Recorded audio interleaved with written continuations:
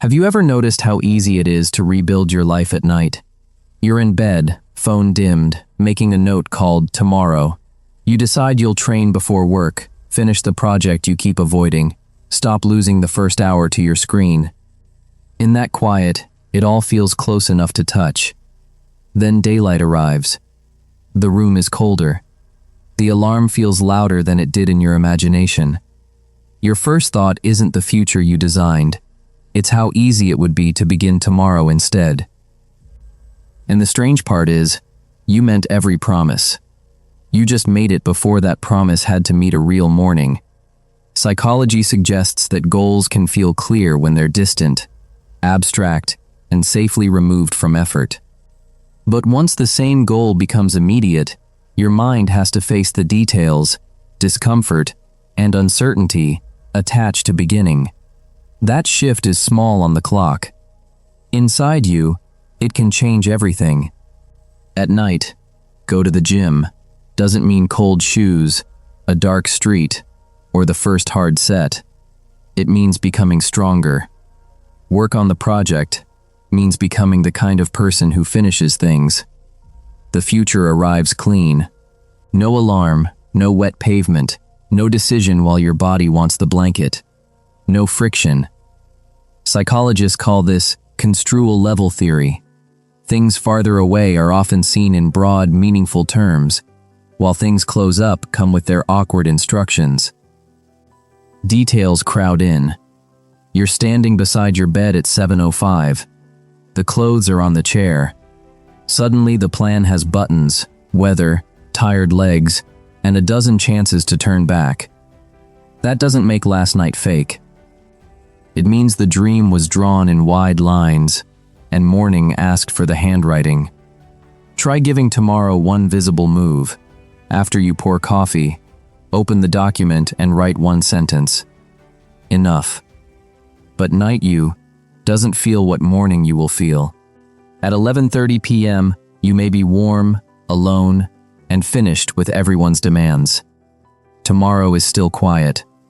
At 7:10 a.m., there may be hunger, rushed messages, low sleep, noise, and that heavy pull toward whatever asks the least of you. That contrast changes the bargain by morning. Research on the hot-cold empathy gap describes a common blind spot. We can make a choice in one inner state, then misjudge how differently we'll act in another. You tell yourself you'll study before checking your phone. The alarm rings. One notification flashes, and your thumb is already moving before the thought has fully formed. Not dishonesty, bad forecasting. Before sleep, ask one plain question: what will make this hard when I wake up? Then choose the smallest action you could still do on a rough morning, not your best one. Then a missed morning becomes a private argument with who you hope to become. Then missed plans become more than lost time. The problem isn't always the skipped workout or unopened file. It's the story that rushes in afterward. At night, you imagine a version of yourself who wakes early, moves calmly, knows exactly what matters, and never needs to bargain with the alarm. Then you wake late. Your chest sinks a little. You scroll for 20 minutes, not because you enjoy it, but because starting now feels like admitting you've already failed. Self-discrepancy theory helps explain that sting. A gap between who you are in a difficult moment and who you expected to be can make one small delay feel like evidence against your whole character. It isn't. An ideal morning has no traffic, no tiredness, and no human body inside it. Make a minimum version of the routine. 5 minutes of reading counts. 1 push-up counts. Protecting that small promise rebuilds trust without demanding perfection. But self-judgment can't explain why relief wins first. Your goal may matter deeply, but its reward sits ahead. A stronger body, a finished portfolio, a skill to feel proud of months from now. The cost lands now. Get up. Open the file. Risk seeing that the first attempt is clumsy. You're sitting at your desk before sunrise. The document is open. Your hand reaches for the phone anyway, because a feed gives you movement without asking you to be seen by your own unfinished work. Present bias is one reason immediate comfort can weigh more heavily than a future benefit, even when you care deeply about where that benefit will lead. It often wins. The delay isn't proof that you don't want the future. It's proof that the present has a softer chair. Remove one negotiation tonight. Put the phone across the room, lay out the clothes, or leave the first task open and ready. Which feels closest? Planning from a different state, judging yourself against an ideal morning, or choosing comfort first? Share it below. You're not alone. The final reframe makes this less shameful because it changes what a plan must do. The answer isn't smaller dreams.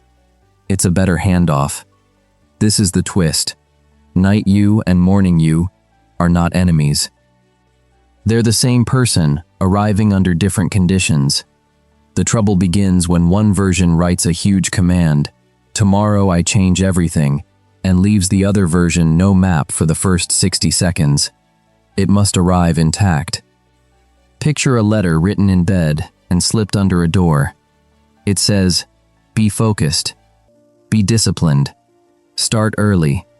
Morning opens it with tired eyes, a buzzing phone, and no clue what happens first. Motivation is a spark. A handoff is the matchbox.